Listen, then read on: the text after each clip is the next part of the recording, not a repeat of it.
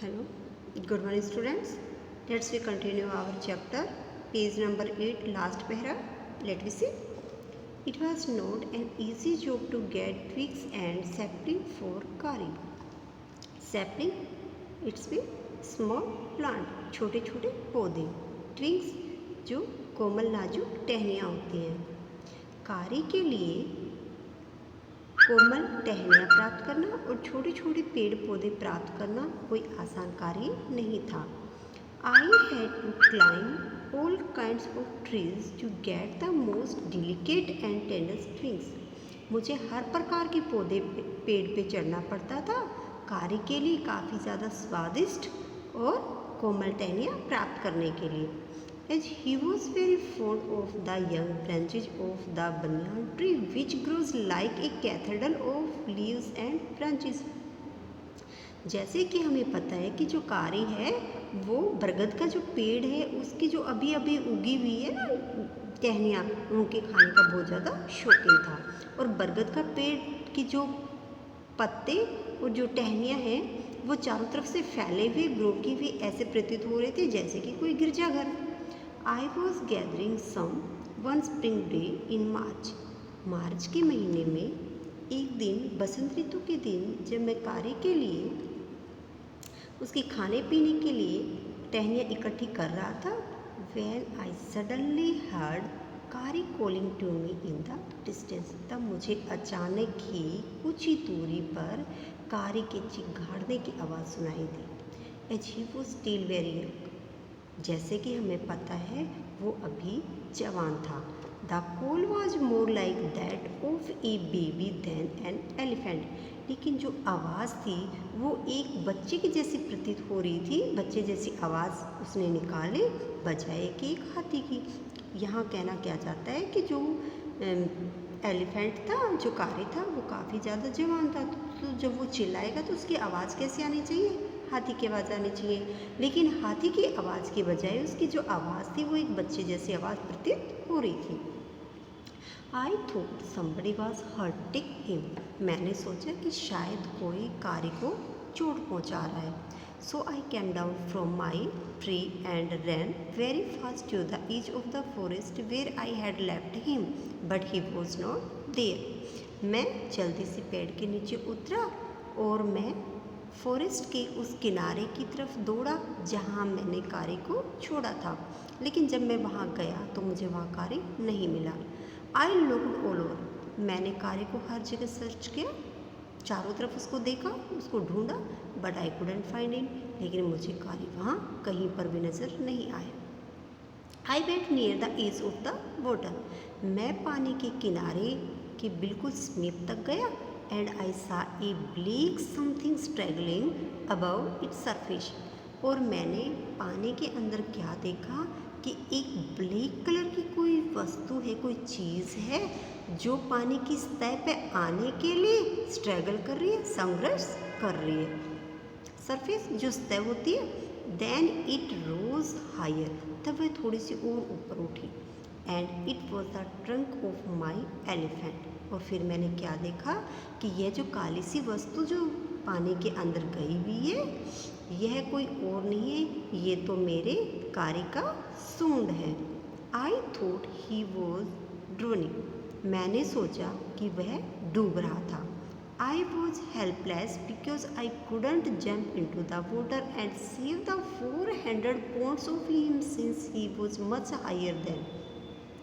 मैं बिल्कुल ऐसा वहाँ खड़ा उसको देख रहा था क्योंकि मैं पानी में कूदकर उस 4000 पाउंड्स के भारी भरकम कारी को नहीं बचा सकता था और जिसकी हाइट भी मुझसे काफ़ी ज़्यादा ऊंची थी. But I saw his back rise above the water. लेकिन उसी टाइम पर मैंने क्या देखा कि धीरे धीरे जो कारी की बैक है वो ऊपर की पानी की सतह पे ऊपर की तरफ आ रही थी. And the moment he caught my eyes. और वह क्षण जब उसने मेरी आँखों में देखा ही बिगैन टू ट्रिम्पल. ट्रिम्पल चिंघाड़ना. उस वो जोर जोर से चिंघाड़ने लगा. And struggle up to the shore. और शोर इट्स इस किनारा और नदी के किनारे पर आने के लिए संघर्ष करने लगा। देन स्टिल ट्रम्पिंग, वह उसके बाद वह फिर से चिंघाड़ा।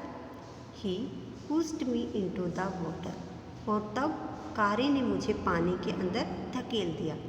And as I fell into the stream, और मैं जाके नदी में गिर गया। I saw a boy lying flat on the bottom of the river, मैंने देखा कि नदी की सतह में एक बच्चा पड़ा हुआ है।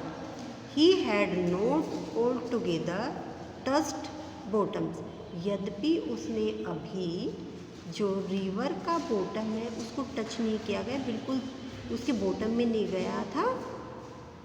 बट वाज समवॉट फ्लट, लेकिन अभी भी वह तैर रहा था। I came to the surface of the water to take my breath and there Kari was standing, मैं फिर वापस पानी से बाहर निकल के सरफेस पे आया सांस लेने के लिए, और वहाँ मैंने क्या देखा कि कारी वहाँ पर खड़ा था। His feet planted in the sand bank, कारी के जो पैर हैं वो मिट्टी के अंदर धसे हुए थे। And his trunk stretch out like a hand waiting for mine, और उसने कारी ने जो अपना सूंड है वो फैला रखा था, जैसे कि वो मेरा ही इंतज़ार कर रहा था। किसकी भांति? एक हाथ की भांति, कि जैसे कि वो मेरा इंतज़ार कर रहा था कि कैसे मैं पानी से बाहर आऊँ और वो मेरी हेल्प करे। आई डाइव, फिर से गोता लगाना। Down again and pull the boy off the drowning boy to the surface, मैंने फिर से पानी में गोता लगाया और डूबते हुए बच्चे को सतह पर ले आया। Not being a good swimmer, मैं एक अच्छा स्विमर नहीं था। I could not swim ashore and the slow current was already dragging me down. Dragging it's mean मेरे को खींचना। मैं एक अच्छा स्विमर नहीं था, इसलिए मैं तैर कर नदी के किनारे तक नहीं आ पाया, और धीरे धीरे जो पानी का करंट था, धार था, वो मुझे पानी के अंदर फिर से खींच रहा था। सीइंग अस ड्रिफ्ट, ड्रिफ्ट होता है जो मंदधारा जो पानी की चल रही थी। By in the current, Kari who was usually slow and ponderous, ponderous it's means काफ़ी ज़्यादा भारी भरकम शरीर वाला, सडनली डोटेड down like a hawk and come halfway into the water, and when I saw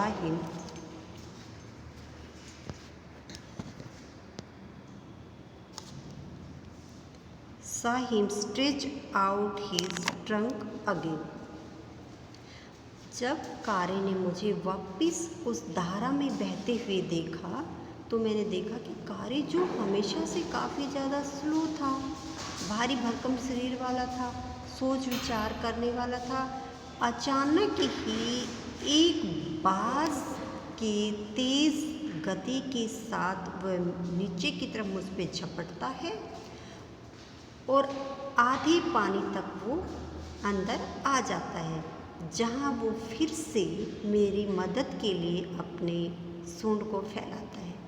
I raised up my hand to catch it, मैंने अपना हाथ उठाया कारी की सूंड को पकड़ने के लिए, एंड इट स्लिप्ड, लेकिन वो फिसल गई। I found my self going under the water again, और मैंने फिर से अपने आप को पानी के अंदर जाते हुए महसूस किया। But this time I found that the water was not very deep, so I sank to the bottom of the river and doubled my feet under me, and then suddenly kicked the river bed and so shot upward like an arrow. लेकिन इस समय मैंने क्या पाया इस time पर कि जो नदी का जो पानी थी उसकी जो गहराई थी वो ज़्यादा नहीं थी, इसलिए मैंने अपने आप को इसको जो रिवर की बॉटम है वहाँ तक जाने दिया, यानी कि मैं पानी की बिल्कुल अंदर चला गया, नदी के बिल्कुल अंदर चला गया, उसकी सतह तक, सॉरी बॉटम तक। और फिर मैंने अपने पैरों से डबल फोर्स के साथ अचानक ही जोर से किक लगाई और मैं एक तीर की भांति पानी को चीरता हुआ बिल्कुल उसकी सतह पे आ गया।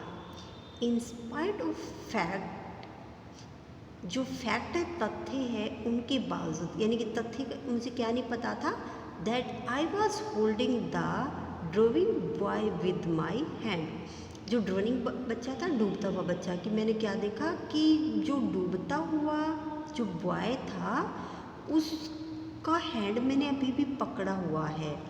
As my body rose above the water, जैसे ही मेरा शरीर पानी के ऊपर आया, आई फेल्ट ए लेसोस रस्सी अराउंड माई नेक। तो मैंने क्या महसूस किया कि जैसे कि मेरे गले के चारों तरफ कोई एक पतली सी रस्सी लपटी हुई है।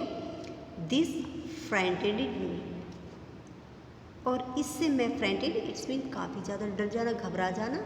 और जब मैंने देखा कि मेरे गले की चारों तरफ कोई रस्सी सी लपटी हुई है तो मैं काफ़ी ज़्यादा घबरा गया। I thought some water animal was going to swallow me, swallow निगलना। मैंने क्या सोचा कि कोई जो पानी का जानवर है वो मुझे अब निकलने वाला है, क्योंकि जैसे उसने गले के चारों तरफ किसी चीज़ को फील किया तो कैसा लग रहा था कि जैसे मेरे गले में क्या है, कोई रस्सी टाइप से लटकी हुई है। और उस टाइम पर मेरे उसके माइंड में, बॉय के माइंड में क्या है, राइटर के माइंड में क्या आता है कि कोई समुद्री जीव है और वो मुझे अब निकल जाएगा। आई हार्ड कारी स्क्विलिंग, फिर से उसकी चिंगाड़ने की आवाज़, लेकिन तभी मुझे कारी के चिल्लाने की आवाज़ सुनाई दी। And I knew it was his trunk about my neck, और तब मैं जान गया कि ये कारी का ट्रंक है जो कि मेरे गर्दन के चारों तरफ लिपटा हुआ है। ही पुल्ड अस बोथ ए शोर, और वह दोनों को हमें नदी के किनारे पर घसीटता हुआ ले आया। So dear student, first part is complete today.